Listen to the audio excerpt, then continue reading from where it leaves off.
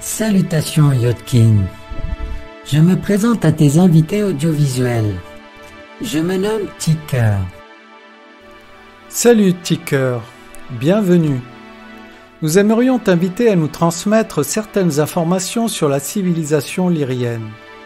Quel type d'informations recherchez-vous? La question la plus intéressante est l'origine de la civilisation lyrienne. Pourrais-tu nous donner une petite introduction à ce sujet? Oui, l'origine des Lyriens est très ancienne. Nous habitions une planète, bien sûr. Celle-ci était appelée Lyra. C'était son nom le plus ancien, qui signifiait, tout comme celui de votre planète, rocher ou terre. C'était un terme ancien du peuple lyrien, désignant une planète qui a depuis été détruite. Où cette planète se trouvait-elle dans l'espace est maintenant discutable. Cela fait si longtemps. Cependant, ce n'étaient pas les Pléiades. Nous le savons à coup sûr. Si vous regardez votre ciel astral, pointez l'étoile Alpha Centauri. À droite et au nord-nord-est d'Alpha du Centaure, se trouvait la planète lyrienne. Elle a été détruite par les reptiliens, il y a de très nombreux millénaires, parce qu'ils se sentaient floués. Vous voyez, c'était comme un scénario d'Adam et Ève là-bas, où la vie était très belle comme le paradis, et les gens s'entendaient, et les éléments primitifs de la vie n'étaient pas aussi manifestés qu'ils le sont aujourd'hui dans la plupart des civilisations. Et la source avait souri à notre civilisation, parce que nous nous entendions si bien. Les reptiliens n'aimaient pas cela, et ont commencé à se déplacer et agir comme s'ils avaient été trompés. Oui, nous avions une technologie à l'époque et des choses que nous pouvions faire pour riposter, mais nous n'étions pas un peuple guerrier. Et ainsi, nous pouvions voir que nous n'allions pas gagner une guerre contre ces êtres si particuliers. L'étape suivante a été de trouver un moyen de quitter la planète, car nous avions entendu des rumeurs selon lesquelles ils allaient la détruire. En effet, ils l'ont finalement fait, mais pas avant que des milliers de navires aient quitté la planète et se soient dispersés à travers les galaxies. Et c'est là que nous en sommes maintenant. Nous sommes partout en fait. Nous sommes heureux de dire que même si notre planète a été détruite, nous en avons créé une autre dans les Pléiades, environ 2 fois la taille de votre lune. C'est là que la culture lyrienne est désormais basée. Y a-t-il une autre question? Oui. Pourquoi la culture lyrienne s'appelle-t-elle lyrienne? Était-ce parce qu'initialement elle habitait une étoile appelée Lyra? Oui, c'était le nom de notre planète d'origine. Cela signifie la terre ou le rocher. Cela a changé de sens au fil des ans pour en déduire la civilisation qui y vit. À l'origine, cependant, on croyait que cela signifiait simplement terre ou rocher. Nous avons une petite constellation nommée la Lyre. Est-ce de là que nous, ou votre civilisation, est originaire? Non. Nous n'avons rien à voir avec ce que les humains ont appelé la constellation de la Lyre. Ah, voici une erreur possible qu'il est important d'avoir évitée. Oui. La culture humaine ne peut avoir aucune idée d'où nous sommes originaires. Il n'y a pas d'histoire écrite à ce sujet sur votre planète. Donc la constellation de la Lyre a une étoile, Vega, qui est la 5e plus brillante du ciel. Tu es d'accord que ce n'est pas de là que vous provenez? Tout à fait. Deuxième question importante. À quoi ressemblaient les premiers Lyriens? Étaient-ils des êtres mi-humains et mi-félins? Oui. Nous avons débuté en tant que civilisation féline. Nous sommes toujours une civilisation féline. C'était cependant très différent à l'époque, bien sûr. Les queues étaient encore intactes. Les oreilles étaient encore intactes. Mais au fil du temps, l'évolution a réduit la queue à presque une souche et les oreilles ne sont plus visibles à l'extérieur de la tête. La raison en est que la télépathie est devenue une partie de notre culture. Nous n'avions plus besoin d'entendre autant et nous l'avons fait, ni écouter, car nous avons commencé à parler dans des langages psychiques. Cependant, nous avons toujours un langage verbal, mais il y a des moments où nous utilisons la télépathie mentale pour communiquer. Au sujet des félins, leur corps et le corps lyrien actuel ressemblaient et ressemblent-ils plus à une forme humaine ou à celle d'un lion? Plus à celle d'un lion. Donc la structure de vos jambes ressemble plus à celle d'un lion qu'à celle d'un humain. Elles sont maintenant similaires aux jambes humaines, mais ne l'étaient pas à l'origine. Bien sûr, il y a une bosse sur le dessus du genou pour nous rappeler d'où nous venons. Et la façon dont les jambes bougent est également différente à certains égards. Nous sommes beaucoup plus grands et avons besoin de beaucoup plus de soutien. Et donc la zone des cuisses est très large. Nos enfants peuvent grimper aux arbres en utilisant uniquement les doigts. Les lyriens peuvent-ils faire de même? Nous avons encore un type de griffe, si vous voulez, mais elle n'est plus très utilisée aujourd'hui.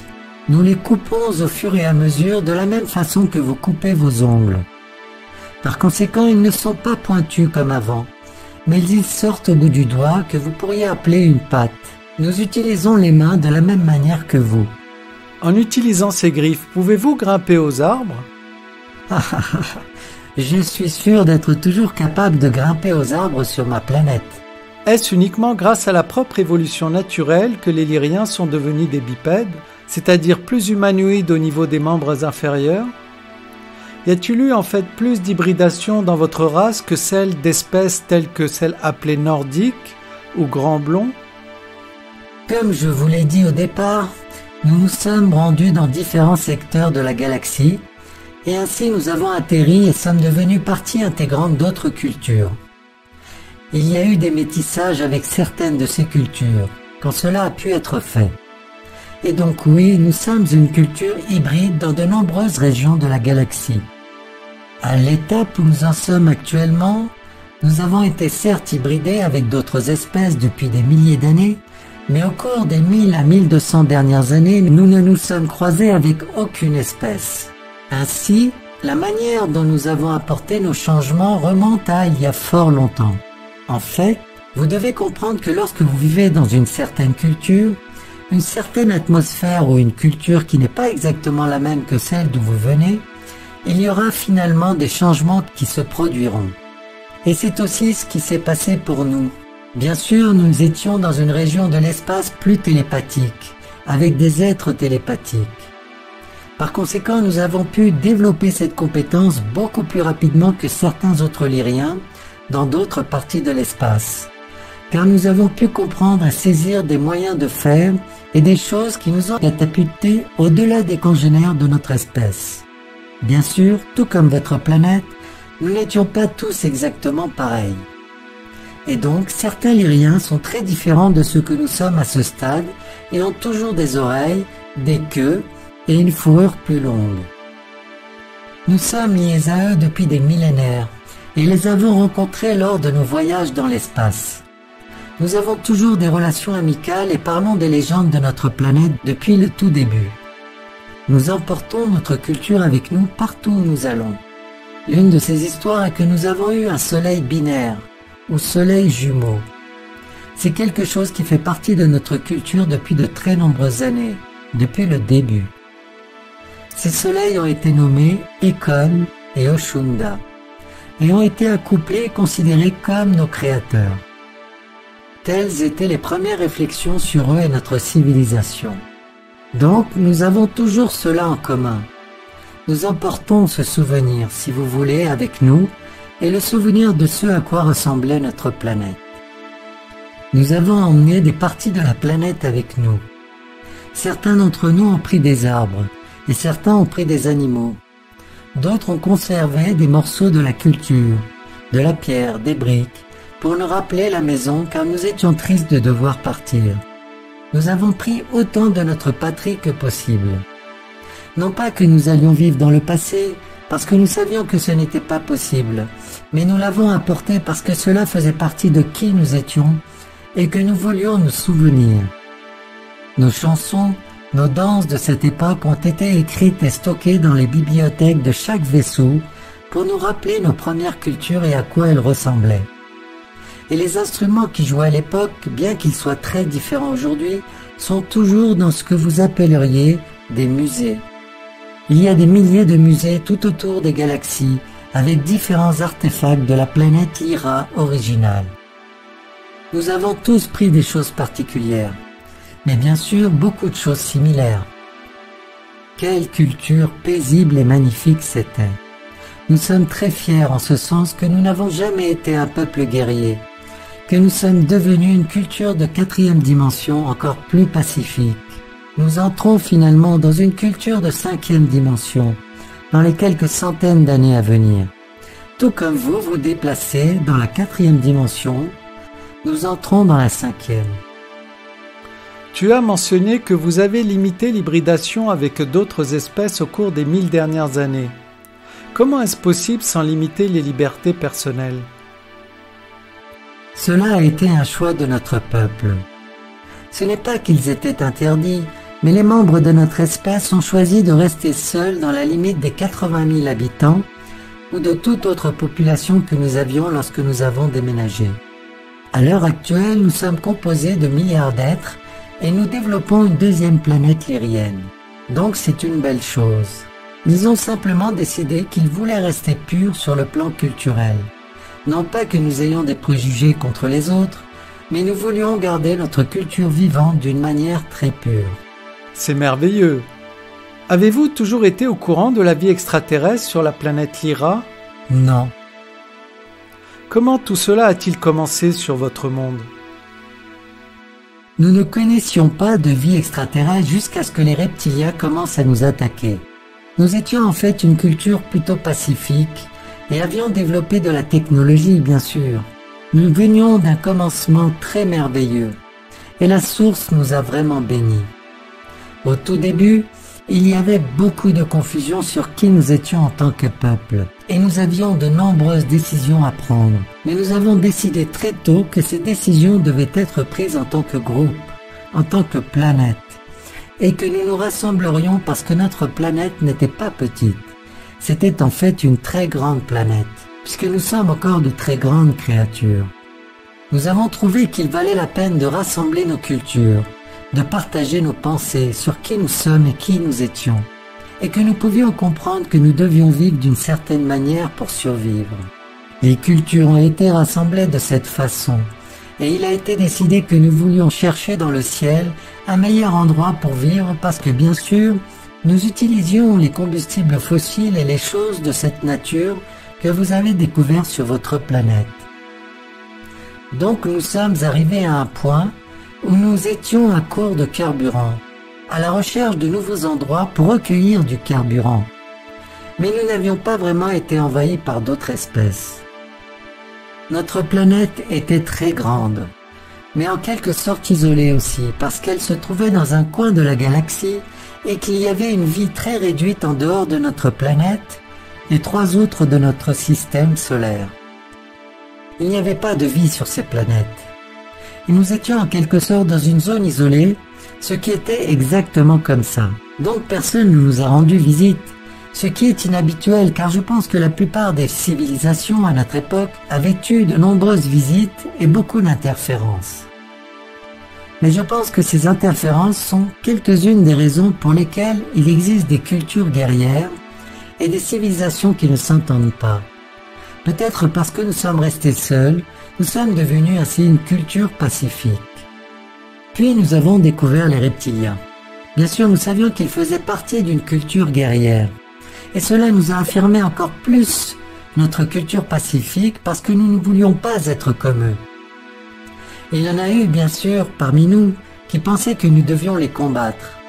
Mais la logique l'a emporté dans ce débat, de plus se focaliser sur l'amour et la paix, parce que cela est répandu dans notre culture.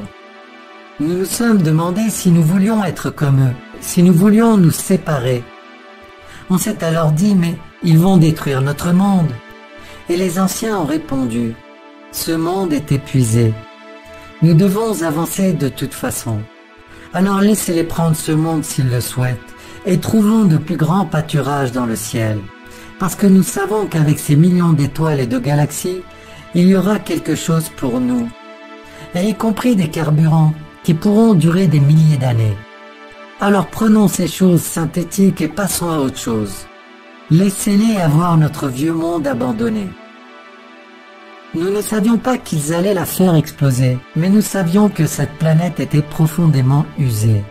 Par conséquent, nous avons continué, mais nous avons décidé de le faire dans de nombreux endroits différents au lieu d'un seul. Certains se sont dirigés vers des endroits que nous avons appelés Senda, une partie de l'espace très peuplée avec de nombreuses étoiles. Certains autres sont partis du côté de Furna, où brille un certain nombre d'étoiles. Et d'autres encore sont simplement partis là où ils sentaient que la source les conduisait. Nous nous sommes donc installés de façon très individualisée, mais nous avons emmené nos familles avec nous. Nous sommes restés en contact pendant de très nombreuses années et sommes toujours en contact avec bon nombre de notre espèce et leurs divers vaisseaux. Mais nous avons perdu la trace de certains. La Terre a-t-elle fait partie de votre migration initiale? Oui, et certains de nos membres ont été détruits par les draconiens, les reptiliens et d'autres espèces qu'ils ont rencontrées parce qu'ils n'avaient pas d'armes à bord. Nous avons vu la Terre, et certains y sont allés. Ma fraction de la population ne l'a pas fait. Nous sommes allés dans les Pléiades. Les Lyriens ont-ils déjà été impliqués dans une agression comme la guerre? Je suis sûr qu'il y a des preuves que des Lyriens ont été impliqués dans des guerres dans d'autres endroits, parce qu'ils ont été attaqués. Mais la plupart ont été détruits parce qu'ils n'avaient pas d'armes. Et certains ont développé des armes car décidé de protéger leur planète. Mais à cet instant, j'ignore s'il y en a parmi eux qui sont belliqueux. Ainsi donc, les Lyriens ont été la première race humanoïde de la galaxie. Les Lyriens sont-ils les ancêtres de tous les autres humanoïdes de la galaxie? Non, non. Il existe de nombreuses espèces dans la galaxie qui sont plus anciennes que nous. Et les humains? Les humains sont en fait plus récents que nous. Nous ne nous sommes pas développés en humains. Mais nous avons eu quelque chose à voir avec leur ensemencement à un moment donné. Cependant, nous ne sommes pas restés longtemps sur Terre. Peut-être quelques centaines d'années. J'utilise ici le mot humain dans le sens galactique d'humanoïde. Il y a des humains galactiques qui, je pense, sont tous des descendants des Lyriens. Oui, comme les Nordiques et les Pléiadiens. Et les Ariens? Les Pléiadiens sont les ancêtres des humains, oui. Alors les humains ariens sont-ils aussi vos descendants? Oui, il y a des humains ariens qui font également partie de l'ascendance, ainsi que des arcturiens et d'autres espèces qui avaient apporté une certaine hybridation à la Terre. Maintenant, laissez-moi vous expliquer quelque chose. Vous réalisez qu'il y a des liens manquants dans vos schémas d'évolution. Par conséquent, c'est à ce moment-là que des changements rapides se produisaient et que d'autres espèces changeaient les formes de vie, provoquant des lacunes dans l'évolution réelle de l'humanité. C'était différent de n'importe quelle autre espèce, dans laquelle vous pourrez trouver ce qu'ils appelleraient un chaînon manquant. Mais sur Terre, il y a des chaînons manquants que vous ne trouverez jamais, car ils ont évolué si rapidement en raison de l'hybridation et de l'ensemencement d'autres planètes. Cette planète sur laquelle vous vous trouvez a fait l'objet de très nombreuses visites, en raison de son rôle dans la prophétie de l'univers. La planète a été mentionnée à maintes reprises, maintenant d'une manière très claire et intéressante, sur laquelle je ne peux pas approfondir actuellement. Mais votre planète est très importante pour la croissance de la galaxie et de l'univers. Existe-t-il différents types de félins classés comme lyriens? Par exemple, les êtres lions ou les êtres tigres, sont-ils lyriens?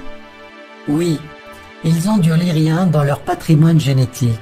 Ce sont des races hybrides de lyriens. Oui, c'est vrai. Il existe de nombreuses races hybrides de lyriens qui se sont croisées une fois qu'elles ont quitté le stade lyrien comme nous pouvons l'appeler et se sont déplacées dans d'autres galaxies et en ont fait leurs différentes demeures. Certains d'entre eux ont trouvé des mondes très primitifs, avec des atmosphères respirables qu'ils pouvaient simplement habiter et former la population de ces planètes. Non pas qu'ils aient expulsé une partie de la flore ou de la faune existante, mais ils se sont simplement adaptés à celle-ci. C'est vrai. Alors de quel félin de notre planète seriez-vous le plus proche? Eh bien, pour être honnête, nous sommes le plus proche des lions. Mais vous réaliserez, si vous revenez en arrière, que les lions présentent également un chaînon manquant. Vous n'avez aucune idée d'où les lions sont sortis. C'est parce qu'ils venaient d'autres mondes. Nous avons ici une croyance que les Lyriens nous ont donné des lions et que les Syriens nous ont donné des dauphins et des chiens. C'est possible, mais je ne peux pas vous dire si cela est vrai ou non. Mais c'est très possible parce que nous avons un animal très similaire à un lion, qui n'est pas lyrien. Un animal gardé comme animal de compagnie, semblable à nous, comme vos singes le sont aux humains. Cet animal de compagnie est similaire aux lyriens, mais n'est ni intelligent ni avancé comme la population lyrienne. Nous avons posé beaucoup de questions.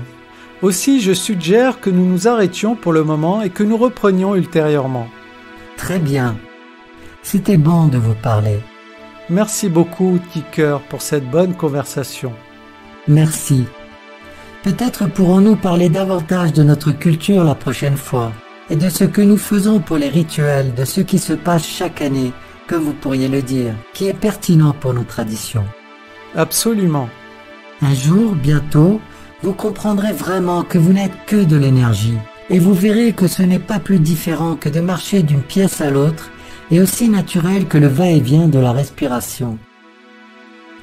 Il n'y a que de l'amour pur, de la lumière et du confort, tout comme ce que nous expérimentons lorsque nous ressentons l'essence de la canalisation à l'intérieur de l'énergie de la source, et la fréquence élevée de ces êtres que nous ressentons dans notre espace du cœur. C'est comme entrer dans l'amour pur. Ils sont ici très présents et envoient leur amour. Namasté.